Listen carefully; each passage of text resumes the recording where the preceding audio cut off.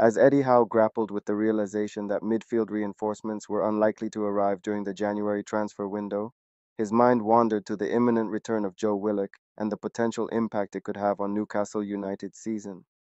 With Joelinton's long-term absence leaving a void that couldn't be entirely filled by the available squad members, including Bruno Guimaraes, Sean Longstaff, and Lewis Miley, Howe recognized the absence of their powerful ball-winning abilities.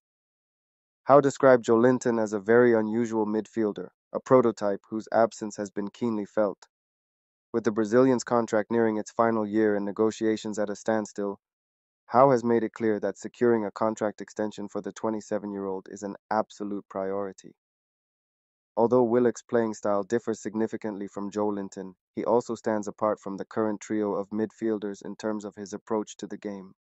At 24 years old, Willock may not be as dynamic or all-out action as Joelinton, but his presence provides Newcastle with a valuable alternative dimension.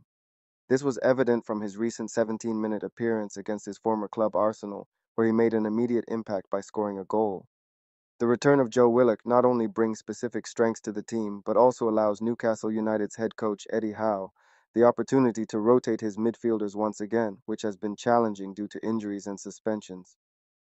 While Willock is very close to starting, Howe intends to have detailed discussions with the medical team to ensure his full recovery from a hamstring injury and successive Achilles tendon problems. In recent games, Howe has relied heavily on the midfield trio of Longstaff, Guimares, and Miley, as they have played 11 of the side's last 12 games given the injuries to other midfielders and Sandro Tonali's 10-month suspension limiting his options. However, with the imminent return of Elliot Anderson, Howe will soon have more choices at his disposal.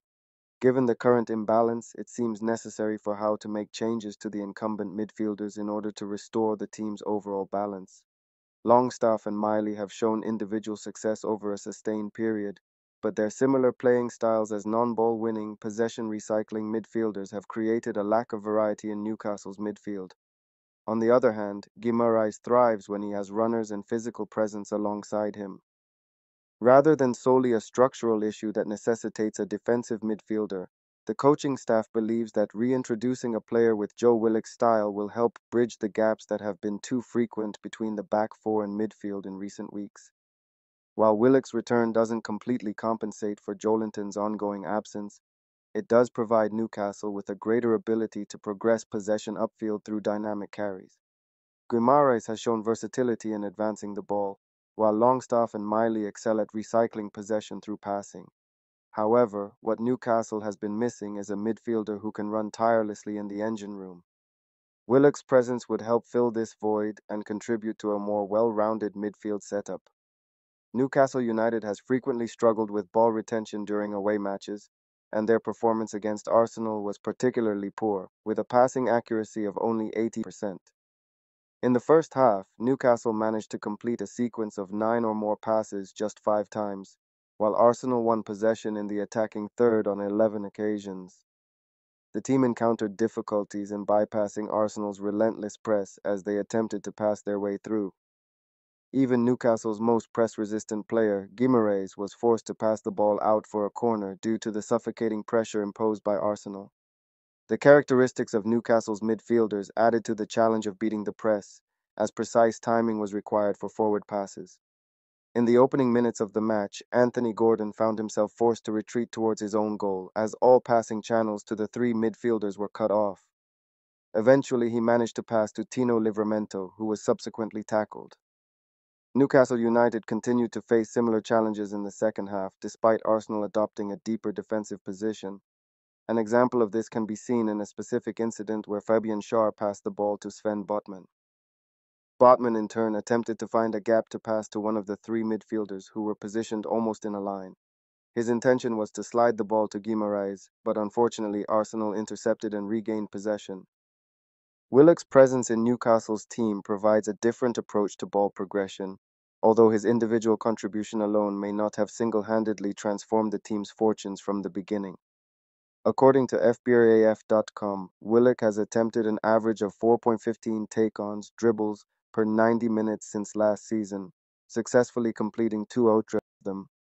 This is a significantly higher number compared to any of Newcastle's starting midfield trio. In the 76th minute, as shown in the scenario, Miley passes the ball to Willock, who had just been substituted 3 minutes earlier, deep inside Newcastle's half.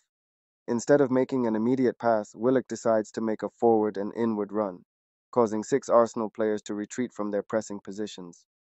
Despite averaging only 28.74 carries per 90 minutes, a mere 12.5% of Willock's carries, about 3.93, qualify as progressive carries, which means they result in moving the ball at least 10 yards forward into the opposition half.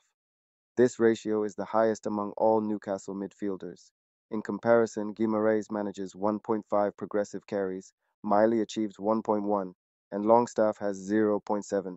Additionally, Willock attempts 33.7 passes per 90 minutes and completes 27.5 passes, which is significantly lower than his fellow midfielders. A specific example showcases Willock's ability to swiftly transition from defense to attack. After receiving the ball from Dan Burn in his own half, Willock recognizes the available space ahead. He carries the ball until he reaches the midway point inside Arsenal's half and then passes it to Harvey Barnes. On average, Willock covers a distance of 114.67 yards with his progressive carries per 90 minutes, which is the second longest distance among Newcastle midfielders, surpassed only by Guimaraes, who averages 103.1 yards. While Guimaraes tends to carry the ball predominantly in the middle of the pitch, Willock demonstrates a higher frequency of carrying the ball into the final third, 2.81 per 90, and even into the box, 1.1 per 90, compared to his fellow midfielders. In a specific example against Manchester United in the Carabao Cup in November, Willock once again showcases his ability to swiftly advance Newcastle upfield. His impressive run results in winning a free kick deep inside the opposition half. Willock's off-the-ball athleticism plays a crucial role both in possession and out of possession. While he has the second lowest average of 4.3 progressive passes per 90 minutes among Newcastle's midfielders, with Miley having the lowest at 3.7, Willock often becomes the target for his teammates to find. He receives an average of 5.4 progressive passes per 90, which is higher than Miley 4.1, Longstaff 3.9, and Guimaraes 1.6. This is partly due to Willock's willingness to overlap and underlap, meaning he either passes and then makes a run beyond the recipient of the pass. In the example against Manchester United, Willock passes the ball to Miguel Almiron and quickly sprints outside the winger, creating space for himself. Although he doesn't receive the ball back on this particular occasion, his frequent and well-timed runs make him a frequent target for forward passes. Willock's direct style of play not only makes him a greater goal threat but also a potential provider of goals compared to his fellow midfielders. Despite averaging the fewest touches per 90 minutes, 45.04, with Guimaraes having the highest at 70.2, 41.4% of Willock's touches occur in the attacking third, with 4.07 touches per 90 in the box, the highest among all Newcastle midfielders. Furthermore, Willock plays an average of 1.70 passes into the area, 3.19 passes that end in the final third, and 1.63 key passes per 90 minutes.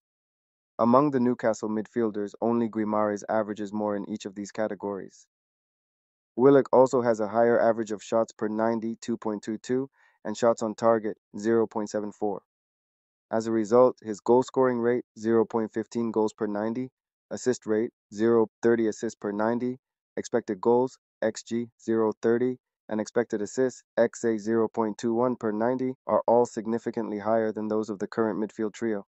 Despite scoring only 4 league goals since the start of the 2022-23 season, there is a belief from Howe that Willock should be finding the back of the net more frequently. One of the few positives from the 4-1 defeat was Willock's headed goal against his former club. This goal highlights the importance of Willock's off-the-ball movement. As Barnes receives the ball, Willock positions himself by jogging away from Emile Smith-Rowe. When Gordon receives a pass on the edge of the area, Byrne delivers a floated cross. Willock, known for his expert timing of runs, arrives late and executes a looping header over David Raya, demonstrating one of his most valuable traits. During the Carabao Cup victory against Manchester United in November, Willock demonstrated his significant threat when carrying the ball towards the opponent's box. The play starts with Joelinton winning possession in the center circle, which Willock promptly seizes upon. With great speed, he sprints towards the area, moving across the D-shaped area. His movement attracts the attention of 4 defenders who converge towards him. Undeterred, Willock curls a well-placed shot into the bottom right-hand corner of the goal, showcasing his ability to create opportunities and finish with precision. Willock recently described his goal-scoring return as bittersweet due to Newcastle's struggles at the Emirates, but he expressed his delight at being back on the pitch after a very heartbreaking spell out, which he considered one of the toughest periods of his career. Given that Willock has only played 317 minutes this season, with just 17 of those coming since his latest comeback, it is important not to expect too much from him too soon. However, for Newcastle's head coach Eddie Howe, having another midfielder with Willock's athleticism and ball-carrying ability is extremely significant. Howe had been eagerly anticipating Willock's return for precisely this reason, as the presence of a player like Willock provides valuable options and enhances the team's overall midfield strength. And if you want to know the scary truth about Lewis Miley, nobody is noticing. Click the video link on your screen.